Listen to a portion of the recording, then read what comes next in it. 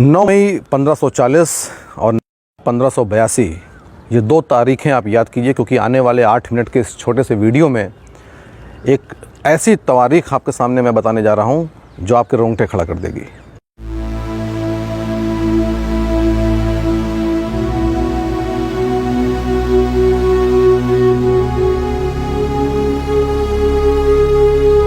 नमस्कार, मैं आलोक पांडे। 9 मई 1540 के दिन यानी आज ही के दिन लगभग 480 साल पहले महाराणा प्रताप का जन्म हुआ था कुंभलगढ़ में। और महाराणा प्रताप की जब हम बात करते हैं तो सबसे महत्वपूर्ण घटना उनके जीवन की जो हर बच्चे को यहाँ पे मालूम है वो है हल्दी घाटी का युद्ध। हल्दी घाटी का युद्ध हुआ ही ऐसा था कि वो अपने इतिहास की पुस्तकों से कहीं जा नहीं सकता, भारतीयों की मानसिक प्रेरणा से कहीं जा नहीं सकता।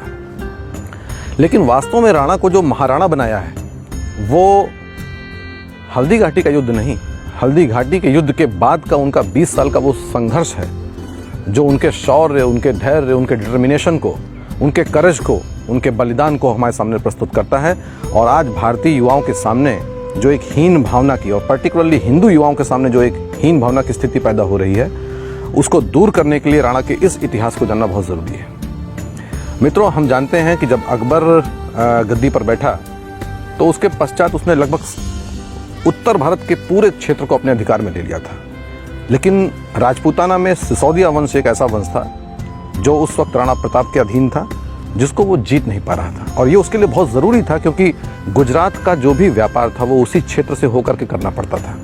और एक दूसरा यानी स्ट्रेटेजिक पॉइंट ऑफ व्यू से भी इसलिए महत्वपूर्ण था क्योंकि सारी राजपूत सेना उसके सामने घुटने टेक चुकी थी सिवाय सिसोदिया वंश के। और जब तक वो उनके अधीन नहीं आता था तब तक पूरे राजपूताना की, पूरे हिंद की जो एक सुजरेनिटी है, सॉवरेनिटी है, वो उसके पास नहीं आ सकती थी। इसके लिए 1576 में हल्दी घाटी का बहुत ही प्रसिद्ध युद्ध हुआ जिसमें महाराणा प्रताप के पास मात्र 5000 की फोर्सेस और सामने जो मुगल फोर्सेस थी वो लगभग 30,000 की थी। लेकिन उसके पश्चात भी ये युद्ध इतना भयानक हुआ था कि 5 से 6 घंटे चलने वाले इस युद्ध में कई मुगल सैनिक मारे गए। राणा प्रताप को पीछे हटना पड़ा। चेतक का शौर्य हम इसमें देखते हैं जिसमें वो उनको सुरक्षित स्थान पर लेके जाता है, अपने प्राणों की आहुति दे देता है। लेकिन इसके पश्चात भी मुगल फोर्सेस को डिसीजिव विक्ट्री जो कहलाती है वो नहीं मिल पाई थी। महाराणा प्रताप कुंभलगढ़ और उदयपुर के क्षेत्र में चले गए थे और ये इतनी भयानक लड़ाई थी कि मान सिंह और बाकी मुगल फोर्सेस राणा प्रताप के पीछे उनको पकड़ने के लिए जा भी नहीं सकी, क्योंकि उनको मालूम था कि ये कहीं छुपे होंगे और फिर से अटैक करेंगे, हम बुरी तरीके से हमको हर्ट होगा। इसलिए मान सिंह वापस चले जाते हैं। जब वापस जाते हैं तो अकबर इतना नाराज होता है कि वो उनको अपने राज दरबार में घुसने नहीं देता है।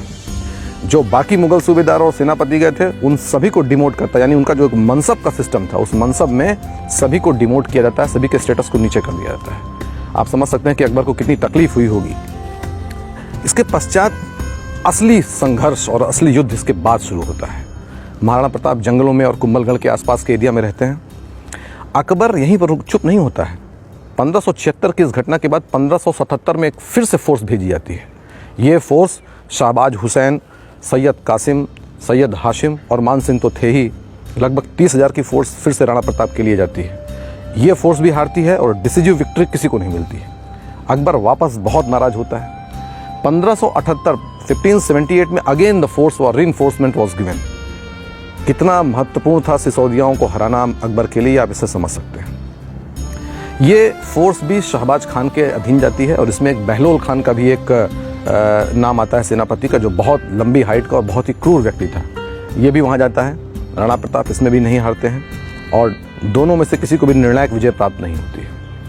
इसके बाद 1579 में फिर से ये सेनाएं जाती हैं शहबाज खान, बहलोल खान और मान सिंह के नेतृत्व में। लेकिन ये फोर्सेस भी राणा प्रताप को हरा नहीं पाती। राणा प्रताप गुरिल्ला पद्धति से लड़ाई करते हैं और अंततोगत्वा मुगल सेना पीछे हटती है। 1580 में फिर से अटैक होता है। यानी देखिए अकबर के लिए कितना महत्वपूर्ण था। हर साल एक नई फोर्स के साथ वो राणा प्रताप को अधीन करने के लिए फोर्स भेज रहा था। 1580 में जो फोर्स जाती है उस फोर्स का जो नेतृत्व कर रहे थे वो मशहूर उर्दू सेनापति और उर्दू कवि अब्दुल रहीम खान खाना जी थे।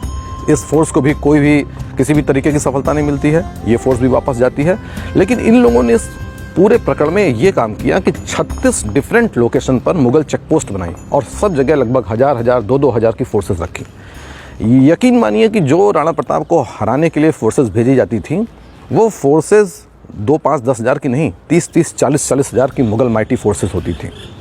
आप कल्पना कर सकते हैं कि complete Mughal forces, Mughal army का लगभग 40 to 50% महाराणा प्रताप को हराने के लिए लगा था और लगातार लगा था। 1581 में 1 साल राणा प्रताप को समय मिलता है क्योंकि उस साल कोई भी उनके ऊपर अटैक नहीं होता है और ये वही समय था जब भामा शाह जैसा एक नगर सेठ उनके पास आता है। और कहावत इस तरीके की, मैं हल्दी घाटी भी गया हूँ, देवार भी गया हूँ, अन्य क्षेत्रों में भी गया हूँ, चावंड भी गया हूँ। कहावत वहाँ की ऐसी है और वहाँ के लोकल लोगों का कहना ये है कि ये इतने पैसे दिए गए थे कि 12 साल तक 25,000 की फोर्स बिना किसी दूसरे डोनेशन के ऊपर रह सकती थी और कायदे से मेंटेन किया सकती थी। भामा शाह का नाम इसीलिए अमर है और राजस्थान की सरकार में और बाकी अन्य सरकारों में कई योजनाएं उनके नाम पे चलती हैं। 1581 के बाद 1582, 16 सितंबर 1582 का दिन आता है। उदयपुर से अजमेर के बीच में एक घाटी है जिसका नाम है देवार और ये देवार ही राणा प्रताप चुनते हैं, अपनी एक फोर्स बनाते हैं और इस फोर्स में भील, कोल और राजपूत का एक सम्मिलित संगठन बनता है। ये विजयादशमी का दिन था। महाराणा को ये यकीन था कि आज के दिन हमको आर या पार की लड़ाई लड़नी है। लगभग 50,000 की फोर्स सामने, 10-1,000 की फोर्स जिसमें भील, तीर, कमठे लेकर के अपना युद्ध कर रहे थे। विजयादशमी के दिन जब पूरा भारत, तत्कालीन भारत दिए जला करके भगवान राम के अयोध्या में आने की पवित्र अवसर को सेलिब्रेट कर रहा था, उस समय महाराणा प्रताप अपने फोर्सेस के साथ अटैक करते हैं। ये वही इम्पॉर्टेंट युद्ध है जिस युद्ध में बहलोल खान को राणा प्रताप ने तलवार के एक वार से 2 फाड़ कर दिए थे। और 1582 में विजयादशमी के अवसर पर 1971 के बांग्लादेश वार में जो 90,000 सैनिक भारत के सामने बांग्लादेश में सरेंडर करते हैं, उसके बाद नंबर 2 का इन known history of India biggest surrender होता है। 36,000 मुगल आर्मी के सिपाही महाराणा प्रताप के सामने सरेंडर करते हैं। ये पूरे दिन चलने वाला ऐसा भयानक युद्ध था जिसमें डिसिसिव हार होती है मुगल आर्मी की और चित्तौड़ को छोड़कर, केवल चित्तौड़ के किले और उसके आसपास के एरिया को छोड़ करके कंप्लीट मेवाड़ महाराणा प्रताप के अधीनता में आ जाता है। जो उन्होंने शपथ खाई थी कि मैं उदयपुर के या किसी भी महल में जाकर के रहूँगा नहीं, मैं कभी भी पलंग पर नहीं सोऊंगा जब तक मुझे ये डिसिसिव विक्ट्री नहीं मिल जाती। ये विक्ट्री लगभग इनकी ये जो उन्होंने प्रतिज्ञा ली थी, ये प्रतिज्ञा लगभग पूरी होती है और महाराणा बनने का जो उनका सफ़र है वहाँ ख़त्म होता है। ये इतनी डिसिसिव हार थी कि इसके पश्चात अकबर को 1584 में वापस आना पड़ा। 6 महीने तक उसने वहाँ कैंप किया, उसके बावजूद महाराणा प्रताप को नहीं हरा पाया और वापस आगरा चला गया। लेकिन ये जो बैटल ऑफ देवार है, ये दीवार इंडियन हिस्ट्री में आपको कहीं नहीं मिलेगी, या इसका उल्लेख भी किया जाएगा तो केवल 1 लाइन या 2 लाइन में किया जाएगा। मैं खुद IAS की तैयारी करते समय हिस्ट्री को एज ऑप्शनल मैंने पढ़ाई की है, बहुत पढ़ाई की है, 6-7 साल पढ़ाई की है और बहुत किताबें पढ़ी हैं।